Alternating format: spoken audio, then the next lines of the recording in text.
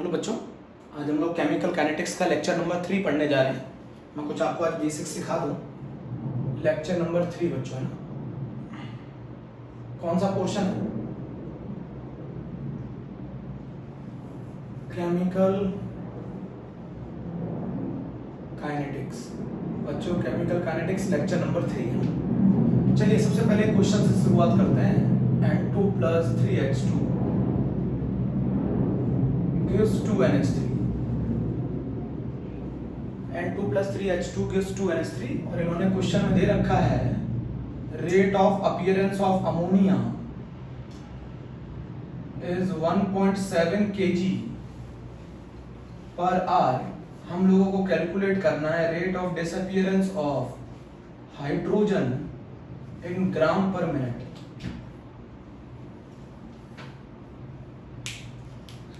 इसका क्या मतलब है? Rate of appearance of ammonia, कितना अमोनिया बनता है? 1.7 kg बनता है 1 घंटे में। 1 घंटे में कितने मिनट होते हैं? 60 मिनट होते हैं। तो 1.7 kg पर आर दे रखा है। मुझे rate of disappearance of hydrogen निकालना है। मैं उससे पहले आपको एक तरीका बताता हूँ। देखो इधर बच्चों, जो चीज निकालनी होती है, सही है, और जो जिसके थ्रू निकालनी होती है उसका 1 मोल रिक्वायर्ड क्वांटिटी के कितने मोल देता है, वही रिलेशन होता है। जैसे मान लो मुझे क्या निकालना है? मुझे निकालना है rate of disappearance of hydrogen, और गिवन कौन है? Rate of appearance of ammonia. तो अमोनिया का 1 मोल जितने मोल ऑफ हाइड्रोजन देगा वही रिलेशन होगा। अमोनिया का 1 मोल जितने मोल ऑफ हाइड्रोजन देगा वही रिलेशन होगा। 2 मोल अमोनिया बनता है जब 3 मोल हाइड्रोजन खत्म हो जाता है। 2 मोल अमोनिया बनता है जब 3 मोल हाइड्रोजन खत्म हो जाता है। 1 मोल अमोनिया बनेगा जब 3/2 मोल ऑफ हाइड्रोजन खत्म हो जाएंगे। तो 3/2 into rate of appearance of ammonia, ये रिलेशन होगा। जरा समझो मेरी बात, ये रिलेशन होगा डायरेक्ट। जो चीज फाइंड करनी होती है और जो चीज गिवन होती है, बेटा जो चीज फाइंड करनी है, फाइंड किसको करना है? Rate of disappearance of hydrogen find करना है। गिवन कौन है? अमोनिया गिवन है। तो अमोनिया का 1 मोल कितने मोल ऑफ हाइड्रोजन के साथ? अमोनिया का 1 मोल फॉर्म होगा जब 3/2 मोल्स ऑफ हाइड्रोजन क्या हो जाएंगे? डिसअपीयर हो जाएंगे। 1 मोल अमोनिया अगर बनेगा तो उस समय कितने मोल हाइड्रोजन के कंज्यूम हो जाएंगे? 3/2। तो ये रिलेशन आएगा। बोलो बच्चों। अच्छा एक चीज बताओ, अगर मैं आपसे पूछूं अमोनिया और हाइड्रोजन नाइट्रोजन के बीच में क्या रिलेशन होगा? तो 2 मोल अमोनिया 1 मोल नाइट्रोजन देता है। तो 1 मोल अमोनिया कितना नाइट्रोजन देगा? तो rate of disappearance of nitrogen is equals to half into rate of appearance of ammonia. तो जो चीज गिवन होती है उसका 1 मोल, जिस चीज को फाइंड करना होता है उसके कितने मोल देता है, वही रिलेशन होता है। तो इस बार गिवन कौन है बताओ? Rate of appearance of ammonia given है। फाइंड क्या करना है? Rate of disappearance of hydrogen find करना है। Rate of disappearance of nitrogen find करना है। तो 2 मोल अमोनिया बनाने के लिए 1 मोल नाइट्रोजन कंज्यूम होता है। तो 1 मोल अमोनिया बनाने के लिए कितना नाइट्रोजन कंज्यूम होगा? हाफ। ऐसे कर सकते हैं। वरना जो तरीका है वो तो आपको मालूम ही है। वो तरीका तो आपको मालूम है। रेट बराबर क्या होता है? -dN2/dt divided by stoichiometric coefficient 1 बराबर -dH2/dt स्टोइकियोमेट्रिक कोफिशिएंट 3 बराबर प्लस का dNH3/dt divided by stoichiometric coefficient. अब आप बोलेंगे मैं कैसे कर लेता हूं? मैं कैसे करता हूं? मैं बताता हूं आपको। मैं ऐसे करता हूं, जो चीज फाइंड होती है उसके टर्म्स में हमें निकालनी होती है। जो चीज हमें गिवन होती है उसके टर्म्स में हमें निकालनी होती है। जो चीज हमें फाइंड करनी होती है। अच्छा ये बताओ मुझे क्या फाइंड करना है? मुझे rate of disappearance of hydrogen find करना है। और मुझे गिवन क्या है? अमोनिया गिवन है। तो 2 मोल अमोनिया जब 2 मोल अमोनिया बनता है तब 3 मोल हाइड्रोजन कंज्यूम होता है। तो जब 1 मोल अमोनिया बनेगा तो कितने हाइड्रोजन कंज्यूम होंगे? 3/2। यही रिलेशन। तो जो चीज गिवन है उसका 1 मोल, जो चीज हम फाइंड कर रहे हैं उसके कितने मोल देता है, वही चीज रिलेशन होती है।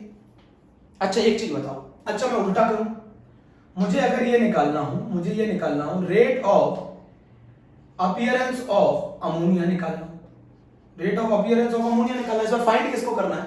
अमोनिया को। गिवन कौन है? हाइड्रोजन। तो 3 मोल जब हाइड्रोजन कंज्यूम होंगे तो 3 2 देते हैं, तो 1 कितना देगा? 3 2 देते हैं तो 1 कितना देगा? 2/3 देगा। तो 2/3 into rate of disappearance of hydrogen. समझो जरा। तो जो गिवन होता है उसका एक मोल दूसरे के कितने मोल देता है वही रिलेशन होता है। तो इस बार गिवन कौन है, rate of disappearance of hydrogen. इस बार फाइंड किसको करना है, rate of appearance of ammonia. ये भी तरीका अपना सकते हैं, अगर कंफ्यूजन हो बच्चों तो ये तरीका अपना लेना, कंफ्यूजन हो तो ये तरीका अपना लेना, रेट लिख लेना, कंफ्यूजन हो तो ये तरीका अपना लेना। नोट कर लिया बच्चों, नोट कर लिया, कंफ्यूजन हो तो ये तरीका अपना लेना। बोलो रफ कर दो, आपने तरीका सीख लिया। अब यहां पर कॉमन सेंस लगाओ, क्वेश्चन समझते हैं बच्चों। ये रिलेशन क्या बताता है, ये बताता है कि हमारा 2 मोल अमोनिया तब बनेगा जब 3 मोल हाइड्रोजन कंज्यूम हो जाएंगे। तो अगर 1 मोल अमोनिया कब बनेगा, जब कितना हाइड्रोजन कंज्यूम होंगे, 3/2। तो अमोनिया के बनने की जो स्पीड है उसके कंपैरिजन में हाइड्रोजन के जो बनने की स्पीड है वो 3/2 है। तो फाइंड किसको करना है, इसको। गिवन कौन है ये, तो इसका 1 मोल, इसका 1 मोल जो बनता है तो इसके कितने मोल कंज्यूम होते हैं, 3/2। डायरेक्ट करने का तरीका, आप लोग कंफ्यूज नहीं हो ना, मैं डायरेक्ट करता हूं क्योंकि इसीलिए मैंने आपको वो तरीका बता दिया कि मैं कैसे करता हूं। अच्छा ये बताओ, ये केजी पर आर में, इसको ग्राम में कन्वर्ट कर लो, तो ग्राम में कन्वर्ट कर लो तो rate of appearance of ammonia KG में से ग्राम में कन्वर्ट करो, 1000 से मल्टीप्लाई कर लो, मिनट में कन्वर्ट करो आर को तो 60 मिनट कर दिया, मोलर मास से डिवाइड करो तो ये मोल में आ जाएगा। मोलर मास कितना बेटा, अमोनिया का 17। ऐसा करने से ये रिजल्ट 1/10, ये 0, ये आ गया 5/3 मोल पर मिनट। ये रिलेशन आ गया ना 5/3 मोल पर मिनट। कैसे किया बताओ, 1 घंटे में कितना मिनट होता है, 60 मिनट। तो 60 मिनट से डिवाइड किया, मोलर मास से डिवाइड किया मोल में, क्योंकि आपको मालूम है जब हम रिलेट करते हैं रेट ऑफ रिएक्शन, जब हम इनकी रेट ऑफ अपीयरेंस या रेट ऑफ डिसअपीयरेंस को रिलेट करते हैं तो मोल के टर्म्स में करते हैं, ग्राम में टर्म्स में नहीं करते। तो 5/3 मोल पर मिनट आ गया ना बच्चों, बोलो 5/3 मोल पर मिनट आ गया, 5/3 मोल पर मिनट। अच्छा बताओ मुझे, मैं आपको बताऊं बच्चों, 1 मिनट सुनो, 1 मिनट बच्चों, 1 मिनट। 5/3 मोल पर मिनट आ गया। अच्छा अब एक चीज बताओ मुझे, rate of disappearance of hydrogen क्या होगा, वो होगा 3/2 into rate of appearance of ammonia, यही होगा। नहीं तो करके देख लो, रेट बराबर करके देख लो, -dH2/dt divided by 3 is equals two plus dNH3/dt divided by 2। अच्छा बताओ क्या निकालना है, ये निकालना है, इसको कहते हैं ना rate of disappearance of hydrogen. तो बताओ rate of disappearance of hydrogen क्या होगा, rate of disappearance of hydrogen होगा 3/2 इंटू dNH3/dt। इसको क्या कहते हैं, रेट ऑफ अपीयरेंस। तो मैंने सही निकाला है, 3/2 into rate of appearance of ammonia. अब आपको पूरा करके बताना पड़ता है बच्चों, 3/2 into rate of appearance of ammonia, मैंने सही लिखा है, ऐसे रिलेट कर लेता हूँ। ये रेट ऑफ डिसअपीयरेंस है, ये रेट, भैया मुझे रेट ऑफ रिएक्शन चाहे मैं हाइड्रोजन से निकालूं चाहे अमोनिया से निकालूं बराबर लानी होती है। तो हाइड्रोजन के जो खत्म होने की स्पीड है और अमोनिया के खत्म होने की स्पीड अलग अलग है। इनको बराबर लेकर आने के लिए इनको स्टिक्योमेट्रिक कोफिशिएंट से डिवाइड करते हैं, इनको बराबर लेकर आने के लिए इनको स्टिक्योमेट्रिक कोफिशिएंट से डिवाइड करते हैं। क्लियर है, चलो ठीक कर लिया ना, बोलो। अच्छा ये आ गया 3/2 rate of appearance of ammonia. अच्छा मैं यहां कर दूं 3/2 rate of appearance of ammonia कितना है मोल में, 5/3 मोल पर मिनट। इसको मल्टीप्लाई करो, ये आ गया 5/2 मोल पर मिनट, 5/2 मोल पर मिनट आ गया। अब इसको मुझे ग्राम में निकालना है तो मोलर मास से मल्टीप्लाई कर दो, मोलर मास से मल्टीप्लाई कर दो। मोलर मास कितना होता है हाइड्रोजन का, 2 ग्राम पर मिनट। तो ये आ गया 5 ग्राम पर मिनट, आईआईटी में आया हुआ क्वेश्चन है। ये आ गया 5 ग्राम पर मिनट, आईआईटी में आया हुआ क्वेश्चन है जी। अच्छा लगाओ तो बता देना बच्चों, अच्छा लगाओ तो बता देना, ठीक है। पहला क्वेश्चन हो गया आज का हमारे टॉपिक। रफ कर दो, रफ कर दो, रफ कर दो, देख लो पहले एक बार इस साइड देख लो। कुछ नहीं था, rate of appearance of ammonia KG में दे रखा था, ग्राम में कन्वर्ट कर दिया, फिर मोल में कन्वर्ट कर दिया, फिर मोल में निकाल लिया, फिर ग्राम में कन्वर्ट कर दिया। Rate of appearance of ammonia किस में दे रखा था, किस में दे रखा था, केजी में। पहले ग्राम में कन्वर्ट किया, फिर मोल में कन्वर्ट किया, मोल और मिनट में कन्वर्ट कर लिया, फिर रिलेट कर लिया, फिर मोल में आ गया रिजल्ट मोल पर मिनट में, फिर उसको कन्वर्ट कर लिया ग्राम में मोलर मास से मल्टीप्लाई करके।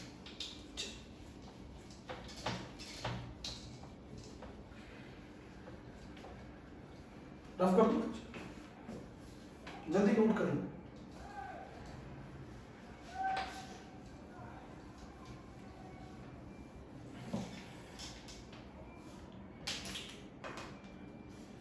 बच्चों एक और कंसेप्ट को आप समझिए, जरा यहां पर जरा देखें, एक और कंसेप्ट समझाता हूं।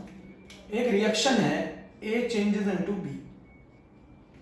अगर मैं आपसे बोलूं इसका रेट लिखो तो आप बोलोगे माइनस dA/dt स्टिक्योमेट्रिक कोफिशिएंट 1। बच्चों स्टिक्योमेट्रिक कोफिशिएंट 1 बराबर प्लस का dB/dt। स्टिक्योमेट्रिक कोफिशिएंट 1 है तो मैंने नहीं लिखा। ये कौन सा रेट है, ये इंस्टेंटेनियस रेट है, इंस्टेंटेनियस रेट है। इंस्टेंटेनियस रेट किसके लिए कैलकुलेट किया जाता है, स्मॉल टाइम के लिए, स्मॉल टाइम इंटरवल के लिए। कौन सा रेट कैलकुलेट किया जाता है, बहुत ही स्मॉल टाइम इंटरवल के लिए, बहुत स्मॉल टाइम इंटरवल के लिए, बहुत कम समय के लिए अगर आपको रेट पता करना हो तो इंस्टेंटेनियस होता है। अगर आपको एवरेज निकालना हो तो बड़ा आसान है, minus delta a upon delta t बराबर प्लस का delta b upon delta t. Minus delta a by delta t plus का delta b by delta t. ये एवरेज रेट है। Average rate large time interval के लिए होता है। थोड़ा ज्यादा समय के लिए अगर आपको रेट कैलकुलेट करना हो तो एवरेज होता है। दोनों के फॉर्मूले में कोई अंतर नहीं है बच्चों, चाहे इससे निकालो चाहे इससे निकालो, है ना। बेटा ये एवरेज है, थोड़ा ज्यादा टाइम इंटरवल के लिए, कम टाइम इंटरवल के लिए। अच्छा ये बताओ, अगर मैं आपको ए इनिशियल दे दूं, ए इनिशियल दे दूं 10 मोलर, जब समय था 0 सेकंड, जब रेट रिएक्शन स्टार्ट नहीं हुई थी, 10 सेकंड के बाद ए फाइनल था 5 मोलर, तो आप रेट निकाल लोगे ना 10 सेकंड के बाद। तो रेट बताओ कैसे निकालोगे, रेट निकालोगे minus A final minus A initial upon 10 minus 0, ऐसे निकालेंगे। तो चेंज इन कंसंट्रेशन, अब बताओ रेट में चेंज, फाइनल कितना है 5 माइनस 10 अपॉन 10 माइनस 0, तो ये आ गया प्लस का 5/10, ये आ गया 0.5 मोलर पर सेकंड, रेट आ गया 0.5 मोलर पर सेकंड रेट आ गया। तो आप कभी भी रेट इसी तरीके से निकालते हैं ना, इनिशियल कितना है, फाइनल कितना है, चेंज निकाल लिया और कितने समय में चेंज आया उससे रेट निकालते हैं। बोलो बच्चों, इसी तरीके से प्रैक्टिकली रेट निकाला जाता है। बच्चों प्रैक्टिकली रेट इसी तरीके से निकाला जाता है। अब जरा मैं आपको सिखाता हूं कुछ बेसिक, अगला जो टॉपिक है सॉरी जल्दी बोल। इसी तरीके से हम लोग रेट निकालते हैं, प्रैक्टिकली रेट ऐसे ही कैलकुलेट करते हैं। अब हमारा रेट किस तरीके से कंसंट्रेशन ऑफ ए और बी पे डिपेंड करता है, ये अब आज हम लोगों को पढ़ना है। हमारा रेट किस तरीके से कंसंट्रेशन ऑफ ए और बी पे डिपेंड करता है, वही पढ़ना है। तो रेट किस तरीके से कंसंट्रेशन ऑफ ए और बी पे डिपेंड करता है, उसको कहा जाता है, एक टॉपिक पढ़ने जा रहे हैं रेट लॉ, और साथ में पढ़ने जा रहे हैं रेट लॉ एंड ऑर्डर। बच्चों ये इस चैप्टर का सबसे इंपॉर्टेंट टॉपिक है, ऑर्डर। हमें पता करना है प्रैक्टिकली वो लॉ या वो इक्वेशन जो एक्सप्रेस करती है रेट ऑफ रिएक्शन को in the terms of concentration of reactant और प्रोडक्ट, उसी को बोला जाता है rate law. Practically rate of reaction को किसके टर्म्स में एक्सप्रेस करना, कंसंट्रेशन। जनरली हम लोग कंसंट्रेशन ऑफ रिएक्टेंट लेते हैं, प्रोडक्ट में आल्सो भी इंक्लूडेड। बच्चों पहली बात बता दूं, बहुत पॉइंट लिखेंगे फिर उसके बाद समझेंगे। रेट लॉ जो है वो बच्चों एक एक्सपेरिमेंटल कंसेप्ट है, मैं जो बोलूं वो लिखना है। रेट लॉ एक एक्सपेरिमेंटल कंसेप्ट है। किसी रिएक्शन को देखकर आप उसका रेट लॉ नहीं लिख सकते। रेट लॉ एक एक्सपेरिमेंटल कंसेप्ट है। रेट लॉ बच्चों एक एक्सपेरिमेंटल कंसेप्ट है, बहुत ध्यान। अब जरा मैं बता दूं, मान लो एक रिएक्शन है, A changes A plus B changes into B, और ये कन्वर्ट हो रहा है प्रोडक्ट में। तो इस रिएक्शन का जो रेट होगा अकॉर्डिंग टू रेट लॉ, वो कंसंट्रेशन ऑफ A और कंसंट्रेशन ऑफ B के प्रोडक्ट के बराबर होगा, और पावर में जो होगा वो होगा x और y। बच्चे तुरंत बोलेंगे सर ये a और b क्यों नहीं है? बच्चों अगर आपने इसकी पावर में a लगा दिया, आपने इसकी पावर में b लगा दिया, तो ये लॉ ऑफ मास एक्शन हो जाएगा।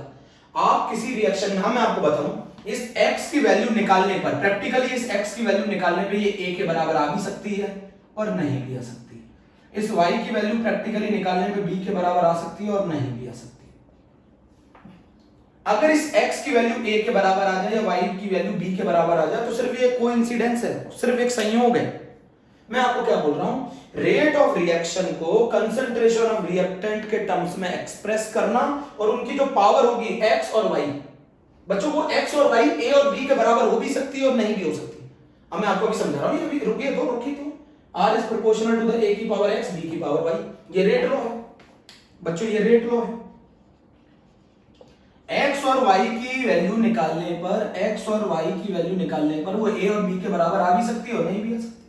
जैसे मान लो मैंने एक इक्वेशन लिखी 2a plus b changes into product. मैंने बोला आप इसका रेट लॉ लिखो, तो आप इसका जो रेट लॉ लिखोगे वो आपको मैं बता दूं, rate is proportional to a की पावर x b की पावर y। अब ये तो एक्सपेरिमेंटल है, ये 2 हो ही नहीं सकता। अगर आपने यहां 2 लगा दिया और 1 लगा दिया तो ये तो थियोरेटिकली लिख दिया। एक्सपेरिमेंटल है बेटा, ये 2 के बराबर आ भी सकता है और नहीं भी आ सकता। हो सकता है प्रैक्टिकली निकालने पे ये 2 के बराबर आ जाए, हो सकता है नहीं है, 0 भी आ सकता है, 1 भी आ सकता है और 2 भी आ सकता है। ये कैसे निकाला जाएगा? ये तो एक्सपेरिमेंटल है, ये तो एक्सपेरिमेंटल कांसेप्ट है। नहीं समझे? अब इस प्रोपोर्शनलिटी के साइन को हटा दो तो ये कांस्टेंट आ जाएगा k a की पावर x और b की पावर y। अच्छा मेरी बात समझना, मैंने ये क्वेश्चन आपको यहां से पूछा, मान लीजिए मैं आपसे ये पूछूं 2a चेंजेस इनटू b, बताइए इसका रेट लॉ क्या होगा? तो आप बोलेंगे r प्रोपोर्शनल टू a की पावर x। वो तो बच्चों एक्सपेरिमेंटली जब हम कैलकुलेट करेंगे तो हो सकता है x की वैल्यू 2 आ जाए और ये भी हो सकता है x की वैल्यू 2 ना आए। ये चीज एक्सपेरिमेंटली लिखी जाती है बच्चों, थ्योरेटिकली नहीं लिखी जाती। किसी रिएक्शन को देखकर आप ये नहीं लिख सकते, किसी रिएक्शन को देखकर आप उसका रेट लॉ कभी नहीं लिख सकते। मेरी बात ही नहीं समझ रहे बच्चों, किसी रिएक्शन को देखकर आप उसका रेट लॉ कभी नहीं लिख सकते। Rate is proportional to the a की पावर x। कभी भी किसी रिएक्शन को देखकर आप उसका रेट लॉ नहीं लिख सकते मेरे प्यारे बच्चे, समझो मेरी बात को। r is equal to k a की पावर x, सुन लिया ध्यान से। अब यहां पर इस आप बोलेंगे b पे क्यों नहीं डिपेंड कर रहा, ये तो एक्सपेरिमेंटली है, मालूम चला कि रेट b के कंसंट्रेशन पे डिपेंड नहीं कर रहा है, b के कंसंट्रेशन पे डिपेंड नहीं कर रहा है। एक्सपेरिमेंटली ये पता चला कि रेट सिर्फ a के कंसंट्रेशन पे डिपेंड कर रहा है, तो इसीलिए a लिया है।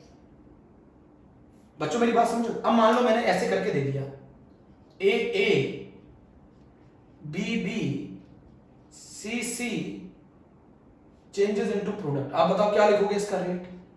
इसका रेट क्या लिखोगे? इसका रेट लिखोगे k a की पावर x b की पावर y c की पावर z।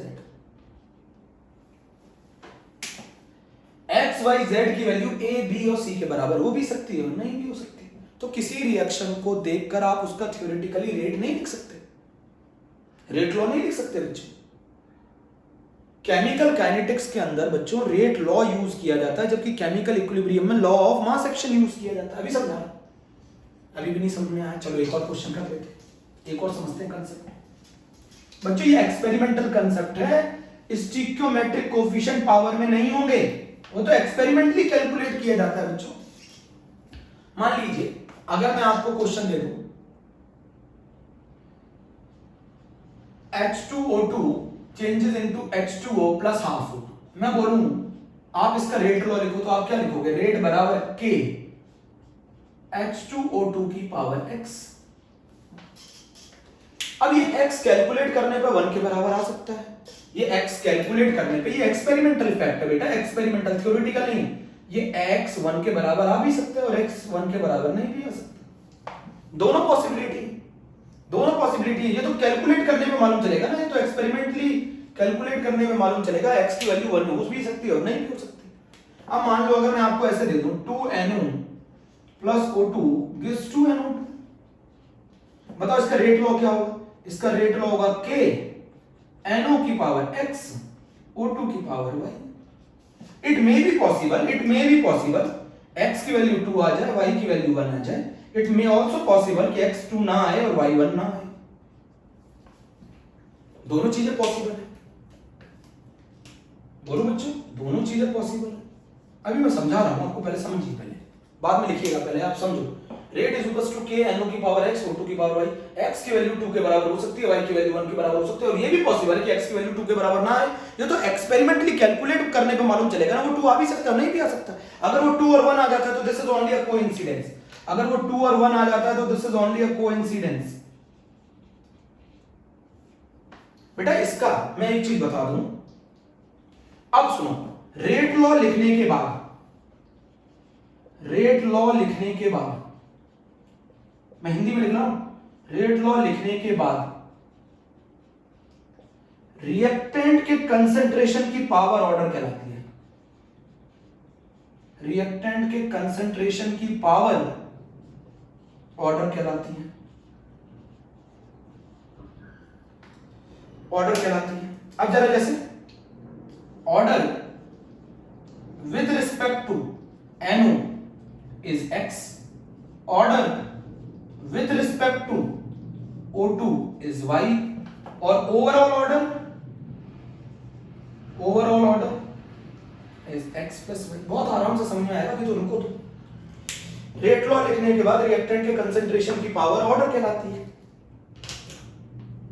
बोलो बच्चों, किसी रिएक्शन को देखकर आप उसका रेट लॉ लिख ही नहीं सकते, आप उसका ऑर्डर बता ही नहीं सकते। मैं यहां एक पॉइंट लिख रहा हूं, यहां मैं एक पॉइंट लिख रहा हूं, order has no relation with stoichiometric coefficient. Order का कोई रिलेशन नहीं है बच्चों स्टिक्योमेट्रिक कोफिशिएंट के साथ। ऑर्डर का कोई रिलेशन नहीं है बच्चों स्टिक्योमेट्रिक कोफिशिएंट के साथ। किसी रिएक्शन को देखकर आप उसका ऑर्डर बता ही नहीं सकते। और अगर दो एक से ज्यादा रिएक्टेंट है तो उनका सम, उनकी पावर का सम ऑर्डर कहलाता है, उनकी पावर का सम ओवरऑल ऑर्डर कहलाता है रिएक्शन का। जैसे यहां NO के रिस्पेक्ट में ऑर्डर x है, यहां O2 के रिस्पेक्ट में y है, तो यहां ऑर्डर जो होगा वो x प्लस y होगा।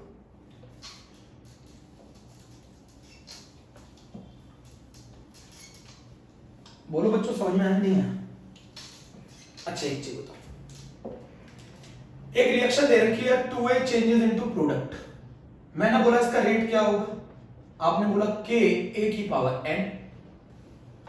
अब मैंने ये आपने लिख लिया, ये n तो एक्सपेरिमेंटली बताया जाएगा ना, ये n तो एक्सपेरिमेंटली बताया जाएगा।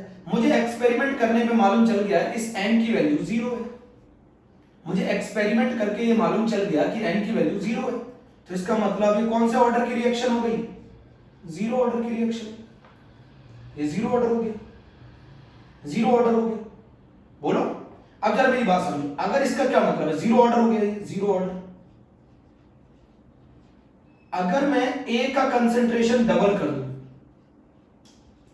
A का कंसंट्रेशन डबल कर दूं, तो बताओ रेट कांस्टेंट है, यही मतलब है ना भाई। जीरो ऑर्डर है, जीरो ऑर्डर मतलब इसके कंसंट्रेशन पे रेट डिपेंड ही नहीं करेगा। अगर आप इसका कंसंट्रेशन कुछ भी करो, चेंज करो, इस रेट के ऊपर कोई फर्क नहीं पड़ेगा, तो ये जीरो ऑर्डर। ये चीज अब जरा उल्टा सोचो, मैं उल्टा कर रहा हूं, मान लो अगर मैं उल्टा करूं, ऐसे लिख दूं R is equal to K A की पावर x। मैं ये बोलूं A का कंसंट्रेशन को डबल करने से रेट पे कोई इफेक्ट नहीं आता, बताओ ऑर्डर क्या। मैं ये कहूं अगर मैं A का कंसंट्रेशन डबल कर दूं, उल्टा चल रहा हूं, A का कंसंट्रेशन डबल कर दूं, रेट क्या आ रहा है, कांस्टेंट आ रहा है। A के कंसंट्रेशन को डबल करने पे रेट कांस्टेंट हो रहा है, तो बताओ ये पावर कितनी होगी। इसका मतलब कंसंट्रेशन के इंडिपेंडेंट हो गया ना, इसका मतलब ऑर्डर जीरो होगा। ऐसे ही पता कर सकते हैं। देखो मेरी बात समझो, मैंने पहले बताया था, हमने एक्सपेरिमेंटली पता कर लिया जीरो ऑर्डर रिएक्शन है। जीरो ऑर्डर का क्या मतलब है, जीरो ऑर्डर का मतलब है अगर मैं इसका कंसंट्रेशन को चेंज करूंगा रेट पे कोई फर्क नहीं पड़ेगा, ये चीज। अब उल्टा चलते हैं, मैंने बताया है, इंफॉर्मेशन दी कि अगर मैं A का कंसंट्रेशन डबल कर दूं, रेट के ऊपर कोई फर्क ना आए, तो बताओ कौन सा ऑर्डर है। तो A की पावर कितनी रखूं कि रेट कांस्टेंट रहे, तो A की पावर 0 रखूं। बोलो बच्चों, A की पावर 0 रखूं।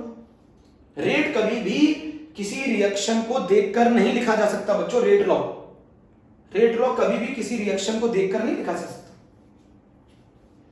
रेट लॉ लिखने के बाद रिएक्टेंट की पावर जो होगी वही कहलाएगा order with respect to reactant. Overall order क्या होगा, सभी का सम, सभी का सम। अभी भी नहीं समझ में आया, चलो एक और चीज समझते हैं, एक और चीज समझते हैं। बच्चों यहाँ पे पॉइंट लिख रहा हूं, order has no relation with the stoichiometric coefficient. Order may be in fraction 0, positive और नेगेटिव। ऑर्डर 0 भी हो सकता है, पॉजिटिव भी हो सकता है, नेगेटिव भी हो सकता है, फ्रैक्शन भी हो सकता है। ऑर्डर का कोई रिलेशन नहीं है स्टोइकियोमेट्रिक कोएफिशिएंट के साथ। मान लो अगर मैं एक रिएक्शन दे दूं A चेंजेस इनटू प्रोडक्ट, बताओ इसका रेट क्या होगा? रेट होगा K A की पावर X या A की पावर N। अब मैं आपको बोल रहा हूं ये जो N है ये क्या कहलाएगा? ऑर्डर। ये N क्या कहलाएगा? ऑर्डर। ये कैसे डिटरमाइन किया जाएगा? एक्सपेरिमेंटली। आप जरा समझना, अगर मैं A के कंसेंट्रेशन को डबल कर दूं और रेट कांस्टेंट रह जाए तो बताओ 2 की पावर कितनी रखूं? डबल करने का मतलब ये जस्ट डबल हो गया, 2 गुना हो गया, तो 2 की पावर में कितना रखूं कि रेट पे कोई फर्क ना पड़े? तो आंसर आ गया इस केस में n की वैल्यू 0 होगी और ये 0 ऑर्डर होगा। अभी समझाऊंगा, पहले समझो। कंसेंट्रेशन को डबल करने पे रेट पे कोई फर्क नहीं है, पहला केस हो गया। अगर मैं कंसेंट्रेशन A का डबल कर दूं, रेट डबल हो गया, तो बताओ जरा मुझे 2 की पावर में कितना रखूं कि ये 2 आ जाए? अगर मैं कंसेंट्रेशन डबल कर रहा हूं, ये भी 2 गुना हो गया, डायरेक्टली प्रोपोर्शनल। बताओ कितना हो गया? n की वैल्यू 1 हो गई, तो ये आंसर आ गया n is equal to 1, order 1।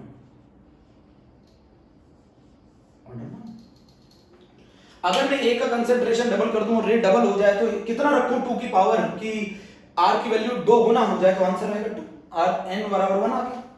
बताओ मैं कंसेंट n की पावर कितनी रखूं, n की वैल्यू कितनी रखूं कि ये जस्ट 2 आ जाए? तो n की वैल्यू 1 रखूं। कंसेंट्रेशन को डबल करने पे रेट कांस्टेंट है, कंसेंट्रेशन को डबल करने पे रेट डबल है, तो 2 की पावर कितना रखूं कि 2 आ जाए? तो 1 आंसर। ऑर्डर एक्सपेरिमेंटली कैलकुलेट किया जाता है, किसी रिएक्शन को देखकर हम उसका ऑर्डर कभी नहीं बता सकते। मेरी बात समझो, अभी भी नहीं समझ में आएगा तो मैं और समझाऊंगा। दोनों पॉइंट लिख लीजिए, दोनों पॉइंट लिख लीजिए। अगर मैं कंसेंट्रेशन A का डबल कर दूं, रेट 4 गुना बढ़ गया, तो बताओ क्या मतलब है? तो 2 की पावर में कितना रखो कि 4 आ जाए? तो आंसर हो गया n की वैल्यू 2 हो गया, तो ये सेकंड ऑर्डर हो गया, सेकंड ऑर्डर काइनेटिक्स हो गई।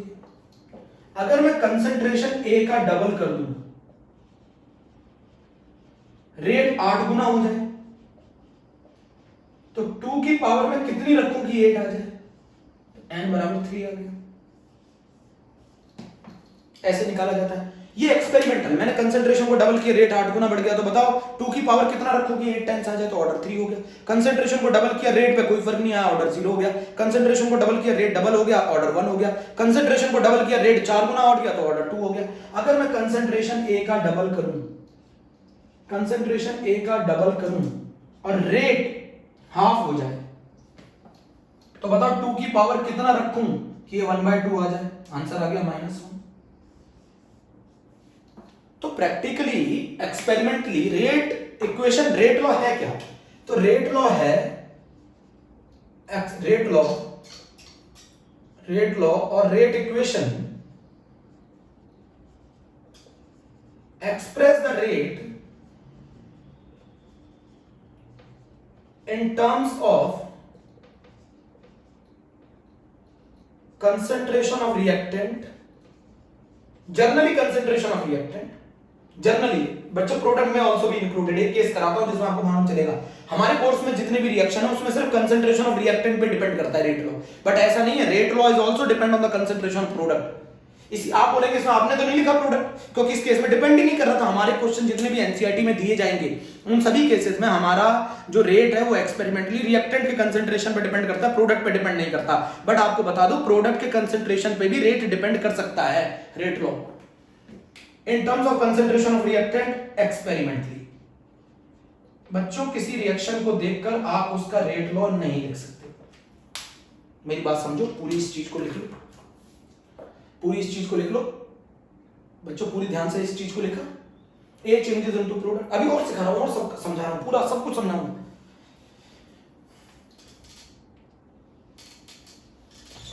आप बोलोगे अभी आपने बोला है प्रोडक्ट में आल्सो भी included rate law, rate law में बच्चों प्रोडक्ट में ऑल्सो भी इंक्लूडेड, बच्चों इन रेट लॉ प्रोडक्ट में ऑल्सो भी इंक्लूडेड। आप बोलेंगे कैसे, समझा रहा हूं, मेरी बात समझिएगा। इन रेट लॉ प्रोडक्ट में ऑल्सो भी इंक्लूडेड, ये बहुत इंपॉर्टेंट पॉइंट है। टीचर्स मना करेंगे ऐसा नहीं हो सकता, मैं आपको एक प्रूफ करता हूं। एक रिएक्शन थी 2O3 चेंजेस इनटू 3O2, इसका जो रेट है वो आता है K O3 की पावर 2 एंड O2 की पावर -1। अब बताओ इस केस में प्रोडक्ट में ऑल्सो भी इंक्लूडेड, प्रोडक्ट में ऑल्सो भी इंक्लूडेड, प्रोडक्ट में ऑल्सो भी इंक्लूडेड। अकेला ये पॉसिबल नहीं है। आपको मैं जितने क्वेश्चन करा रहा हूं उसमें आपकी एनसीईआरटी में जितने क्वेश्चन हैं बच्चों, उसमें हमारा प्रैक्टिकली रेट सिर्फ कंसंट्रेशन ऑफ रिएक्टेंट के ऊपर डिपेंड करता है। बट ऐसा नहीं है कि वो प्रोडक्ट के कंसंट्रेशन में डिपेंड नहीं करता, वो प्रोडक्ट के कंसंट्रेशन पे भी डिपेंड करता है। प्रोडक्ट में ऑल्सो भी included, but in our course कोई भी ऐसी रिएक्शन नहीं है जिसमें रेट लॉ या रेट प्रोडक्ट के कंसंट्रेशन पे डिपेंड करता हो, इसीलिए वो एक्सपेरिमेंटली है, वो भी थ्योरेटिकली नहीं पता लगाया गया है, एक्सपेरिमेंटली। हमारे कोर्स में जितनी भी रिएक्शन दी गई है उसमें एक्सपेरिमेंटली उनका जो रेट है वो सिर्फ किसके कंसंट्रेशन पे डिपेंड करता है, रिएक्टेंट के, प्रोडक्ट के कंसंट्रेशन पे डिपेंड नहीं करता है। बट ऐसा नहीं है कि प्रोडक्ट के कंसंट्रेशन पे रेट डिपेंड नहीं कर सकता, कर सकता है। प्रोडक्ट में ऑल्सो भी इंक्लूडेड, प्रोडक्ट में ऑल्सो भी इंक्लूडेड बच्चों। बट मैंने यहां क्यों लिखा है ऐसा, रेट लॉ और rate equation is express the rate in terms of concentration of reactant experimentally. हम लोगों ने ऐसा क्यों लिखा, ऐसा क्यों लिखा, बोलो बच्चों ऐसा क्यों लिखा? क्योंकि हमारे कोर्स में जितनी भी रेट है, रिएक्शन के जितने भी रेट हैं वो सिर्फ किसके कंसंट्रेशन पे डिपेंड करते हैं, रिएक्टेंट के कंसंट्रेशन पे डिपेंड करते हैं एक्सपेरिमेंटली। 1 मिनट बच्चों,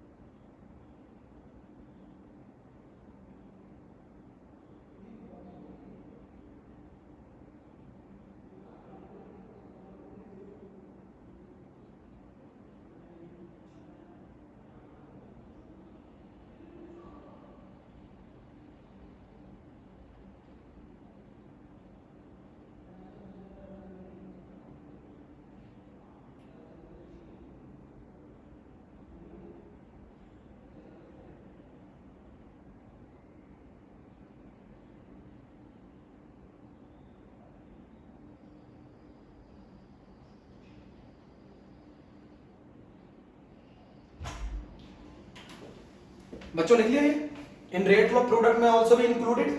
बच्चों बोलो, इन रेट लॉ प्रोडक्ट में ऑल्सो भी इंक्लूडेड। रेट लॉ और rate equation is express the rate in terms of concentration of reactant. Rate law और rate equation express the rate in terms of concentration of reactant. बोलो बच्चों, rate law और rate equation express the rate in terms of concentration of reactant experimentally. हमारे course में जितनी भी reaction है बच्चों, वो सभी में जो रेट होता है वो सिर्फ कंसंट्रेशन ऑफ रिएक्टेंट के ऊपर डिपेंड करता है एक्सपेरिमेंटली, प्रोडक्ट पे डिपेंड नहीं करता है। बट ऐसा नहीं है कि प्रोडक्ट के ऊपर डिपेंड नहीं करते हैं, रेट डिपेंड करते हैं। कुछ ऐसी रिएक्शन है जिसमें प्रोडक्ट के ऊपर भी डिपेंड करते हैं। प्रोडक्ट के रिस्पेक्ट में ऑर्डर -1 है, O3 के रिस्पेक्ट में ऑर्डर 2 है। बताओ ओवरऑल ऑर्डर कितना हो जाएगा, अगर बात करेंगे ऐसे, ओवरऑल ऑर्डर कितना हो जाएगा 1, ओवरऑल ऑर्डर 2 + -1 हो जाएगा। मेरी बात समझे? चलो एक बात और समझो, यहां पर समझो।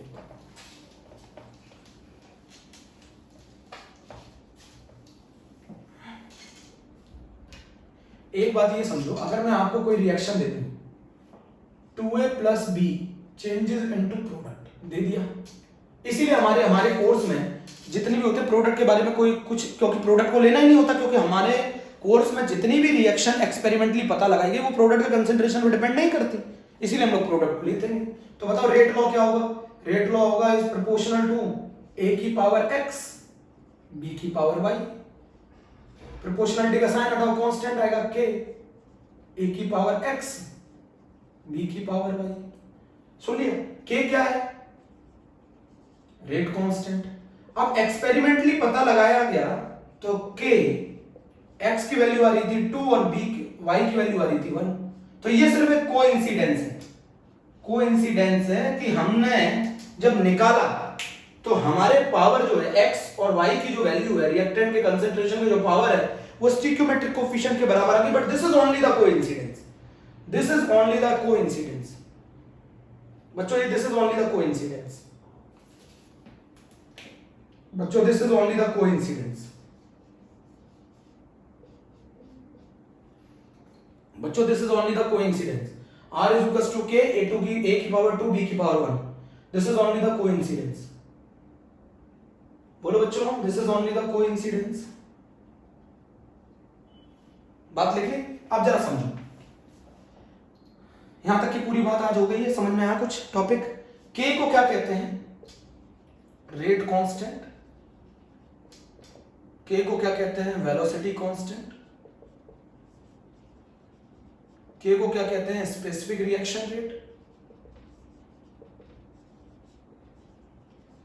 के को कहते हैं रेट कांस्टेंट, के को कहते हैं वेलोसिटी कांस्टेंट। के को क्या कहते हैं, के को कैसे डिफाइन करेंगे, जब r बराबर हो जाए के, the rate of reaction when the it is equal to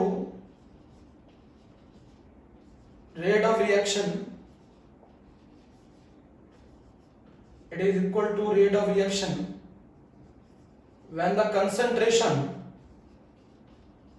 of each reactant is taken as unity.